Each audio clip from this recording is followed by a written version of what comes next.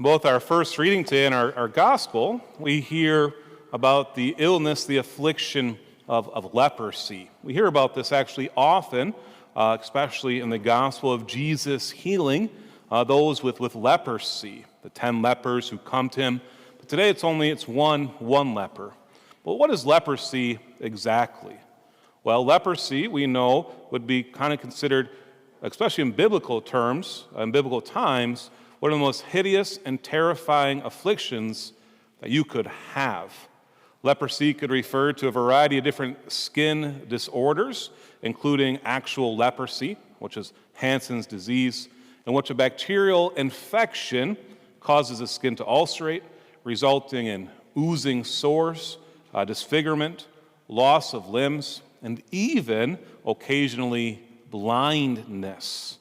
In ancient times, we know that leprosy was incurable, and its diagnosis virtually a death sentence. Praise God for modern medicine, that now there's cures to leprosy, but even up until recent times, it was kind of a death sentence. We could look back even in the history of the United States, especially in Hawaii, where there was the island of Malachi, where St. Damien of Malachi went to minister as a priest because leprosy had kind of ravaged the whole island of Hawaii. And so what did they do?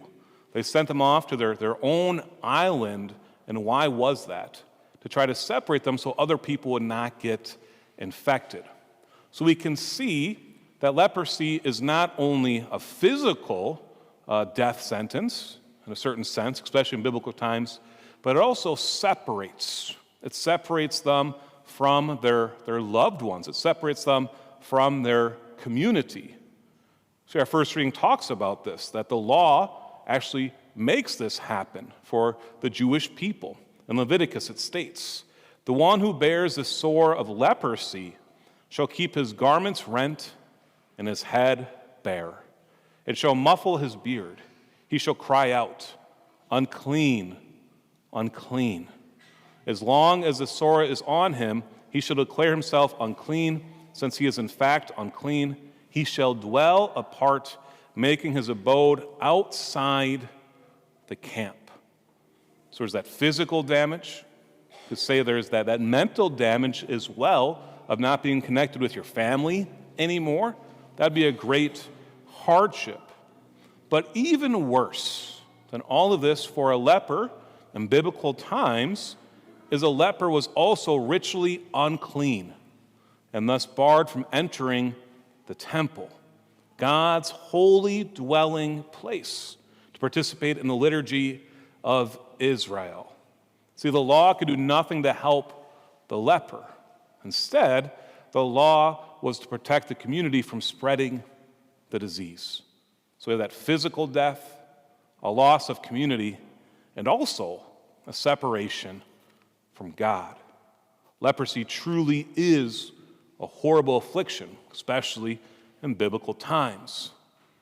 But the leper today is an interesting and beautiful story. You see, he comes, he is bold, and he approaches Jesus. Even doing this, by the way, coming out to the community, he knows what's going to happen. People are going to look at him and say, "Get away from me." He's going to be ostracized. But he knows what he is called to do is to come out into public to see Jesus. This is the beginning of Mark's gospel still.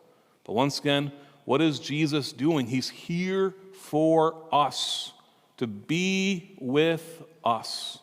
So this leper comes out boldly. He's courageous. What does he do? He kneels down. What does kneeling down do, by the way? Why do we kneel during Mass? Why do we kneel during the Eucharistic prayer, before receiving the Eucharist, after receiving the Eucharist? Why? Because kneeling is a sign of supplication and reverence. We're not kneeling down just to get our Catholic aerobics in, right? We are kneeling down because we know what's happening is that Jesus Christ truly is present in the Eucharist. We believe this as Catholics. Side tangent real quick. Every single funeral and wedding I say, "Please kneel," right before the Eucharistic prayer. And all the Catholics kneel down, And a lot of those who do not believe sit there like this. It's a sign of reverence. It's a sign that we truly believe that Jesus is present and he can work wonders. And this leper knew this. This is why he kneels down out of this reverence. And then what does he say? And this is so important. He doesn't say to heal him. He says, if you wish. Another interpretation, which I like a little better, if you will, you can make me clean. You can make me clean. He doesn't say, you can heal me. So what exactly is the leper longing for here? He's willing, he's wishing to be made clean so that what? Because his deepest desire is to be free once again, to partake in the worship of God's people. He's not asking for physical healing. He's not asking to be welcomed back into a community of people. Instead, he's longing to be one with God. And what does Jesus do? I love this line. Moved with pity, he stretched out his hand, touched him, and said, I do will it. Be made clean. See, this line isn't just for the leper. It's for all of us. He wills for us to be made clean. He wills for us to be one with him, united once again. Where? In that heavenly banquet. No more separation from him through sin. He comes into this world not for physical healing.